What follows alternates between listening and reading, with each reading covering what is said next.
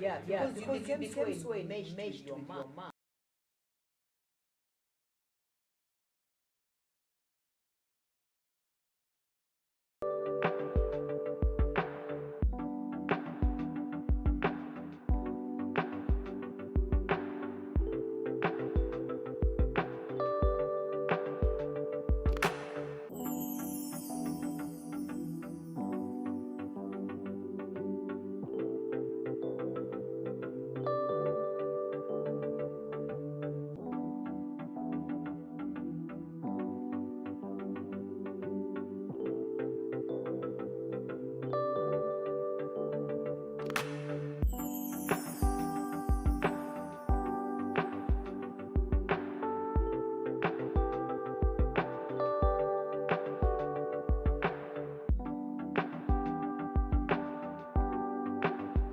Welcome back to the Okwako Outlook. We are continuing with our conversation with one and only Michael Imbura. Imbura, right? Yes.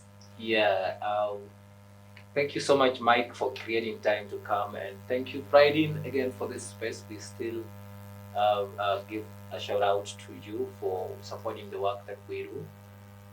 And let's continue with this conversation with Mike here. I want us to talk about the birth of you have an initiative called Well of Hope Street Outreach. So we want to talk about the vision, mission, challenges, and the community impact of that initiative of yours. Okay. So I wanted to ask you what inspired you, or what inspired the creation of Well of Hope Street Outreach?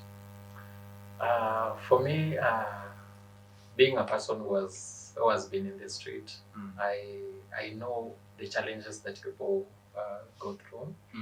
And again, after some time when I joined, there's a church I joined this year. It's called Well of Hope Ministry. It's at Moja 3 at Komaji. The pastor, she's a lady, she's a prophetess. She's human, she's very human. Being under her and talking to her, advising her, I just found myself opening to her about my life and my stories and everything. She has been praying with me and for me. Yeah. And even now as we speak, she's praying for me. Just for God to intervene so that I can just have that peace of mind. Because I'm like most of the time when I just want to be alone, I must look for something like that is weed. Okay. Yeah.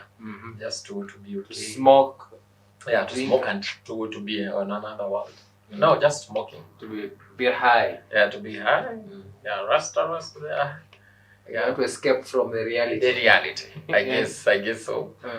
So where I stay at Kayole, there are some street families. We actually, even when I was in the street, we never used to like that word chokoramas, whatever. We used to be, tulikuwa tunapenda sana kuambiwa survivors. Like we are survivors. We are surviving. So they are men. They are not kids. They are grown up. They are grown up people. I just feel like this initiative, if we bring these old people from the street on board, and if we mentor them and we show them the benefit of not being here, they will be in a good position to mentor those small kids who are running away from home because of this and this and that. When I was in the street, actually, is when I realized that it's not just one thing that makes you go to the street. It's not just about poverty. Others is about family issues. Others war, vita, maybe mwingine hatakiwi kunyumbani, maybe shametaka kuchukuliwa. So people are isolated. You find a woman, she has maybe 5 kids. When the husband dies, and she's just away.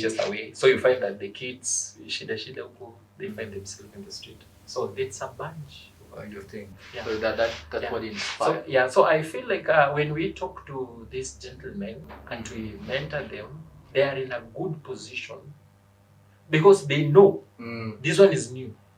This one is new here. And I remember even me when I was there, they used to chase me and some other people. Kimbizo tulizo unafanya nini hapa? Unafikiri tunapenda kukaa hapa? You know, something of this sort. As imagine. So they live on street, but they will chase you. They will chase you. Because they don't like staying. They don't like staying there. They know what it is. The police officers, they just harass you. They beat you up with those nyaunyos marungu. It is like umewakosea. Ni kama labda wamewekwa hapo kwa polisi. Kwa wewe and ABCD.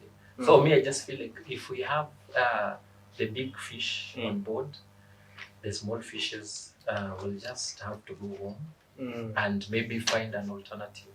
If maybe there's something that is needed to be done, well and good. Because I also know that we have kids in the street who will wish to go home, but they don't know how. How to go home. How will they? How will they even start? Or maybe they don't know where to go actually. Yeah. Because maybe they don't have anybody to welcome them back home. Yeah. So like what you're trying to do is to find a safe space for street children. Yeah. A place they can go and call home. They can call home. And if there is any alternative, if maybe if you know, when you know the problem, when you know the source of the problem, you will be able to help. Yeah. But sasa wewe umekuja tu wewe ni chokora tu nyumbani. You don't know why. You must identify You must know. I'm always motivated with napenda sana Elijah. I think it was Elijah mwenye aliambiwa kwamba mshoke imeanguka mahali fulani. He just asked where. Yeah, was it Elijah or I think it was Elijah. We have Elijah and Elisha, right? Yes, I think it was Elijah. Yeah, probably. He just asked where. Apple. So at the source. When we know the source of the problem, we will be in a better position to help. Oh, so that means your vision behind that is just to make sure you have found a place for these kids to go. Yeah. Or maybe if to go back to. If there is need for them to go back home, or if the government can chip in and be taken to school, and it will be better. And also to have a rehabilitation center for them. For them after they have left street, definitely they want to be rehabilitated. Yes. Because you know this tendency of people just picking the kids from the street and putting them in the school. Now they need to be. I feel like they need to have to be rehabilitated. Fast. Because you know they have this trauma. Maybe they were molested. Just like I was. Because actually my second molestation was worse. There was a knife. A knife was held on my ribs. With who? With the person who was molesting me. On street? Yes. And how old was the person? I think he was a bit older than me. This is after he has been, he was God of provision for me. At that particular time. He was the one providing for you on street. Yes. This is now after, nimetoka Kitale, niko kwa street. Street is a new town. So in Eldoret now? Yeah, I'm now in Eldoret. Now this person is there telling me, I will, mimi nitakuwa na usijali, nitakuletea chakula. Yeah, and me I love food. Even I love food. Yeah. So see, I didn't know kuna malipo baadaye. Sikuwa najua. So when that day ya kulipa ilifika, I don't know, even as we speak now, I don't know, unaona hapo nyuma, like the way he was doing the thing, it was not here. The only thing that was here was the images of my mom, my step families, moving like this, because nilikuwa naona mimi nakufa.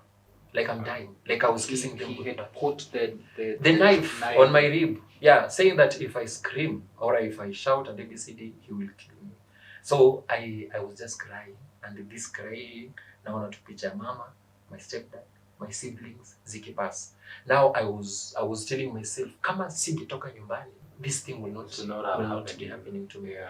So you can imagine if the kids were just at home, it will have prevented some things. Yeah, things but it doesn't mean that even at home they're safe, because we still have perpetrators at home. Yeah, they still happen. Yeah. So I just feel like this initiative, if it can give in, hata kama itasaidia watu wawili watatu. Yeah, at least you just need to, these kids have to have a safe space where they can actually and somebody to talk to. Yeah. Yeah, because now, let me ask you, at that age, I don't know if whatever is happening to me is bad or good. I don't know. I don't. But at that age, you didn't even have the knowledge of. I didn't. And most of the knowledge that I actually have, like sometime, or you remember, I said at that time I would have said it was because of poverty. But now I will tell you, I went to the street because of a call that I had. Yeah. It's only that I might not be able to explain how this call works and ABCD. But I feel like me being in the street, there's things that I would have learned when I was at home. I wouldn't have known people and ABCD because our street here we met with the street families who shared. Yeah. We share. We play cards when we talk. Yeah. You know, it's just a set of a government of itself. It's another world of itself. Yeah. Where we have mothers, we have fathers, we have grandfathers. And we have streets. Yes. We have if somebody is ananisumbua, I have somebody who we can go and tell him kuna mtu anatusumbua.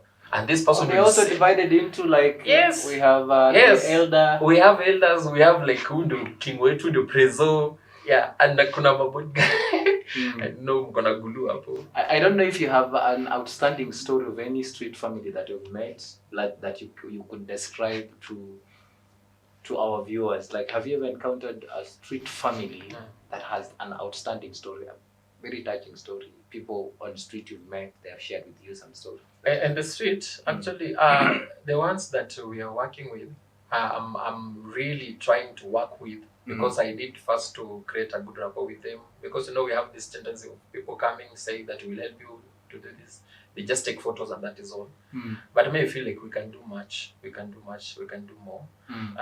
The only street family that I can talk of is when I was in the street, because that is the experience I had, where we had even a woman mwenye alikuwa anatuambianga saa zingine mtu anarepiwa na polisi amezaa watoto, like amezaa watoto, huwezi muuliza huyu mtoto ni wa nani. Polisi. Wait, so the normal people go on street to rape the street girls? Yes, they do. Like they do.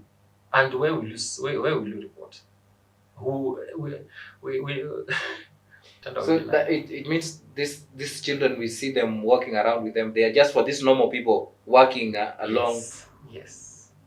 Not all of them, they are well, no, others are for the street guys. We have people who are born in the street. Amezaliwa kwa street. Yeye anajua grandmother yake yako kwa pipa fulani, takataka pit fulani, hapo ndio yako. Sasa ukishika mtoto umwambia rudi kwao, where will he go? And the father is unknown. It's not like there is any man who came to say, oh, I need my kids, I need my kid back. Ama ulize msana, we know me, I'm the one who did this to you. Where is the kid? So, all these things are just even molestation is not just happening to people who are at home at every city, even in the street. And in the street is not like unapata molestation from the street family, even from people who come on cheap clothes saying that I will help you, I will take you to school and ABCD. Yeah, such thing. So they come in the name of helping. Yeah, they come in the name of helping. It's not about helping. It's not about helping. It's about their body, their flesh desires. Have you so far approached any organization or any other initiative like this to enjoin your vision, be able to meet what you wanna do, or you're doing it by yourself? I can. It's like I prefer doing it by me, the best I can. Like ni kama vile mimi naelewa. Yeah, because I understand that. Because sometimes you meet kids that are still young, they were born on streets, they have not gone to school with their parents. So I think if you worked with the children department, and then from the children department can help, the government have the children department can help to save the children on streets, and then from there probably now for this elderly, those ones need rehabs and homes. They need rehabs, that is true. But the government is something else we'll talk about. So what has been the most difficult? You haven't launched your project yet, right? Yes, it is just I initiated it in the church that I'm going, and people they are willing to support. It's only that me mwenyewe bado, it is like I'm still sluggishing because of the stories I have, my story. So most of the time I start something like wakati nimekaa hivi naanza kukumbuka wewe somebody would I think this is a story I had, and it was true because I investigated the story at the time I was doing investigative stories. Yeah. The person started a project like you, but he was also molested, so he would go rescue children on the street, and he does the same thing they did to him. Then he does to the children. Now for him, he gets those boys who looks like they can do that to him, because now he's used to. And then when it was found out, became something else. Don't you think when you do this, can you be tempted to do something like that, since you still have that feeling? Or I can't be tempted to do that, because I remember even in my eighth age, wakati nilikuwa nachukia wanaume in school, back in high school. I remember, I used to behave like a girl. So the teachers, it reached a point, before I became a prefect, I felt like I used to feel like students were wrong. But now when I became a prefect, I started seeing the both side. And when you don't support the teachers, they become against you. Because if you're prefect, you have to do whatever they tell you and ABCD. So for me, I was like, you are a teacher, yes, but you're wrong. So ilifika mahali penye sasa they started spreading the rumors in the school to the students. Oh, don't tembea na yeye, don't talk to him. This and this. Yeah, his teachers would do that. Yes, him is molesting for months. That's what they used to tell the student. And the same students, they will come to me because I'm social. I do talk to people, so they will come to me and they will tell me, teacher and so say this and this. And some of them they will be like, is it true? And ABCD. People. So ilifika mahali penye I couldn't take it anymore. I went to the principal's office and I told him what was happening. Actually, I went and I told him, mwalimu, mimi nataka kwenda kuripoti this case to the police. I wanted to go to report the police. I don't know how. Report teachers now? Yes, because they're saying that I'm molesting for months. I even asked the principal, nilimuuliza, have you seen any Form 1 walking here like a bata, anatembea kama bata? Or is my thing very small that it tickles them and I just took it? Yeah, because at my age, if I do something to a kid, he must walk differently. Lazima atembee tofauti, hata atembea tu normal. At my age. What do you mean? Like if you had something to do, somebody changes the walking style. Now I was telling him, inasemekana kwamba I'm molesting for once. I'm molesting for one. I was asking the teacher, is there any kid who has come to you walking like a bata and tende kama bata because I did something to you? Yeah. Okay. Yeah. So that is a proof of So how, I mean, like your initiative so far is not funded by anyone? No, it's not funded by anybody. The reason why I actually took a pause is because I felt like I also need to be on forefront of, kama ni kugive, I need to be there. So like I felt like I need to look for a stable job, to have a stable financial thing that will help me and also help my initiative. Because it's kind of hard for people, some people to help and you're not there. Yeah. So you took a step back. Yeah. But how is the response with the community according to your initiative? Like how is the community responding? The community, I started talking with some boys. These are not street families. These are just boys, random boys who are just around. I'm also trying to make sure that it's not just me who is doing it. I want us to do it. Because I know, family. If we do it together, it's more easy than doing it alone. So if I have a backup of my neighbors, hapo niko sawa. Like I say, imagine I'm out and then I come back, the same nyumba and the same building, and people like, So I just feel like if when I will have a stable income, it will help me. Because ile time yenye sasa watu maybe unajua people will walk with you, they will reach a point where they will get tired. But me, I want to move. But if you share with community what you're doing, are they positive or? The police were positive. The police were positive because I went to inquire. Like you said, the government, I don't know, they have these children at ABCD. When you start such an initiative, there is ni kama kuna ka geographic unapewa like you uta deal to hapa. Sasa kama mimi niliambiwa sasa wewe initiative yako because we have other initiative, you can just work at Kayole Central. Kayole Central.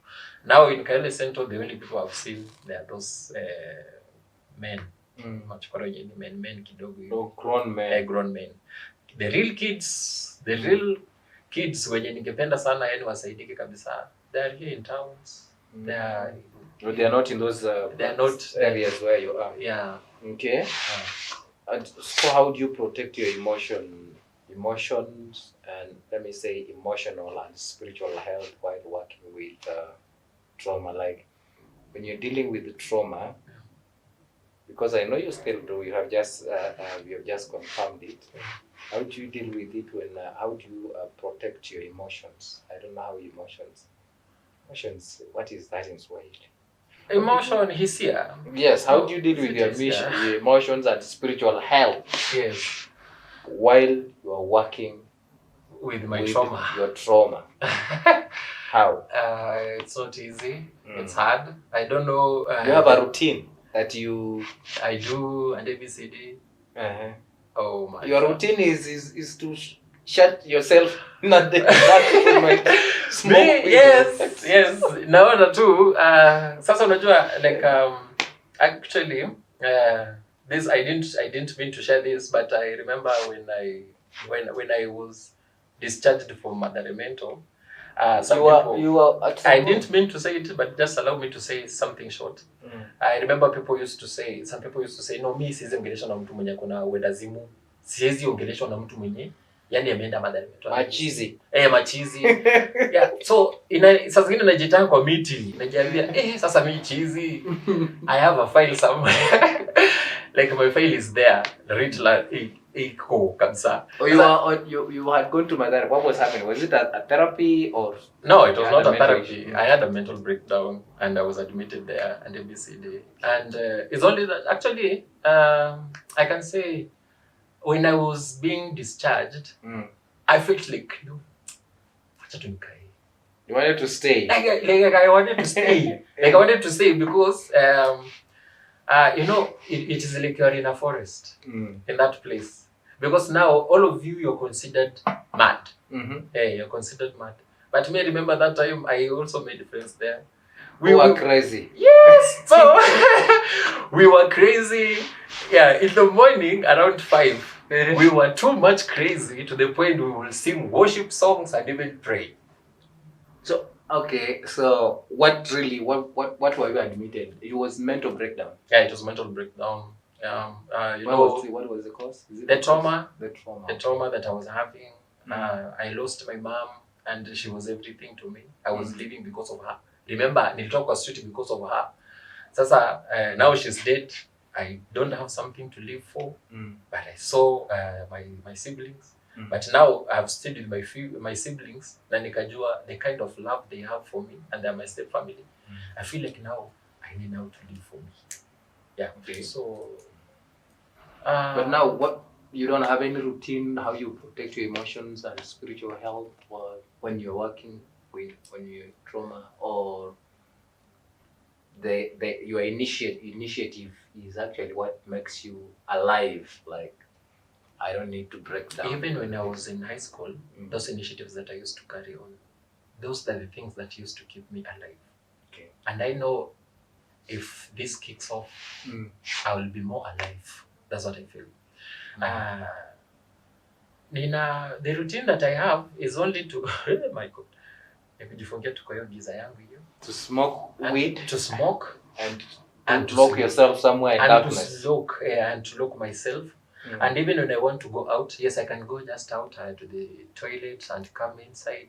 And if I want to go out, maybe town, ama sijui wapi, I will prefer going early. I'll prefer going early. Na kurudi nyumbani, I will prefer coming late. You don't have any friend that maybe you can be talking to, share some of when you feel down, like at least, do you have anybody, a friend, a relative, whatever, that you can just talk to, somebody who can lend a shoulder for you to lean on? I don't know. I really don't know. I don't know if I have friends, that's okay. But after me going to Madare Mental, it made me, when I was there, I questioned a lot of things actually. Na nikajiuliza kweli kabisa if I had friends. Because I remember that time when I was but nilikuwa na, I was almost kukufa na carbon monoxide when I was admitted to the hospital. At the time you were trying to kill yourself, right? Yeah. Actually, I didn't have a conscious mind of killing myself, but I came to realize later that I was killing myself unconsciously. Nilikuwa feeling kama, we know this after people were talking. Huyu tu ni kujua tu alikuwa anataka kujiua. Ndio nilifanya nikaanza kujiuliza, could it be so? Yeah. So there's sometimes I feel like, yes, I wanted to kill myself. Like sometimes no, it was just accident. Yeah. For a very long time, I used to live in the world of friends. I used to believe in friends. You could not tell me anything about my friend. And my friend said this or that and ABCD. I will not buy it. But now, after having an experience with Mental and the same friends talking, saying, I'm XCSE, or anaweza niambie nini and ABCD, it made me feel like, no, I don't have friends. Yeah, so that's why you resolved, let me just be alone. Let me just stay in the dark, where it is just me and my demons greeting me. Hello. Do you resonate well with this word called restoring hope? Restoring hope, restoration. I love this song. How, like, to restore hope to you, what does it mean, like, at a practical level? To restore, with the story of Job, Job in the Bible. I want you to talk about you. Me. How do you resonate with this thing? Do you think after everything that has happened to you, you still have, you think you can still restore hope? You can, like, apart from you want to restore hope also to other street children, because that is exactly what you're doing. That means you are still finding the same for yourself.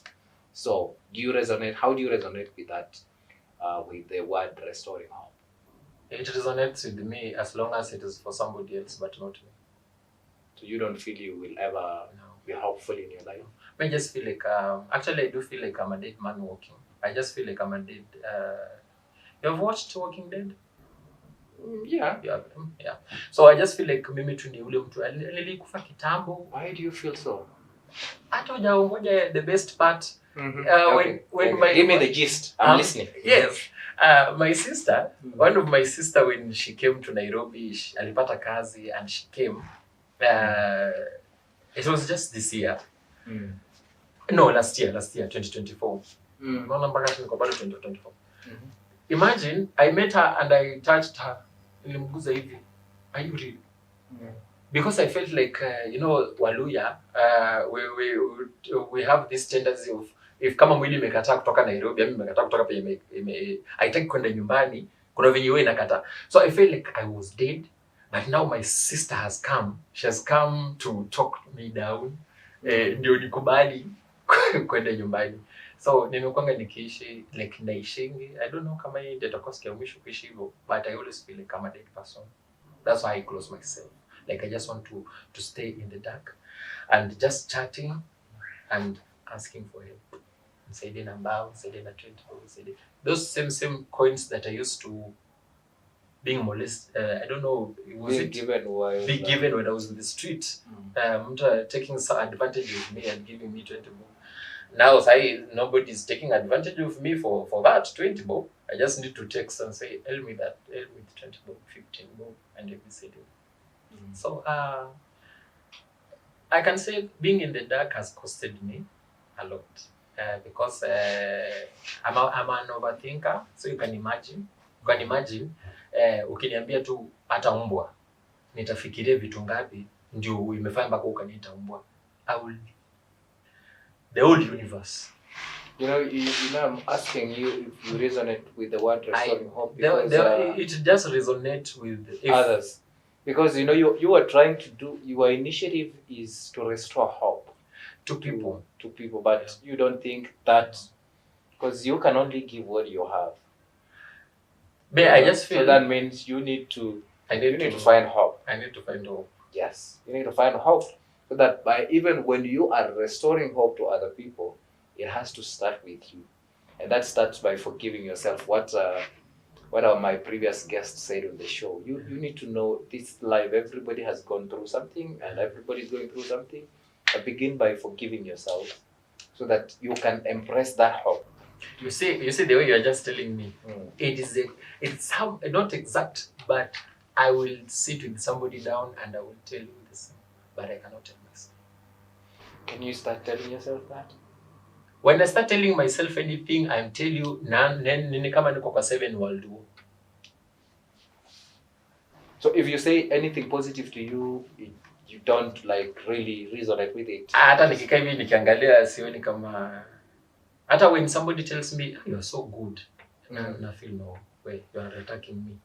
You are attacking me. What is good with me? Because nobody has ever, like in your childhood, you only experienced trauma. Would you like if I was to bring a therapist? Would you like to go through therapy session to just try and find some hope besides spiritual? I know you go to church. Yeah. We have things that can be dealt with spiritually. We have those things that just needs a therapist, someone to talk to you and try to make you understand that this is where you are. So would you prefer going to a therapist? I will. That is after I have called myself in another meeting, because this is the reason why I've had multiple encounters with the therapist, counselors, and everything. And there are some of them when I used to share with them, then I will hear it. I will hear it from somebody. It killed that iliua hiyo kutrust counselors. So siongei kubaya, is only that yani you don't trust anybody. Even somebody told me it is because you lost trust. I lost trust. Okay. I lost trust. All right. I just need to build it. I think I need to. You need to. At least you need to trust somebody or trust yourself. It seems you don't trust yourself. I don't trust people. I don't trust myself. You don't trust yourself. At least begin by trusting yourself. Yeah. And then you will find somebody to trust. We are coming back. We're just taking a short commercial break. Okay. Then we will be back. Okay. Okay. All right. See you in the next episode.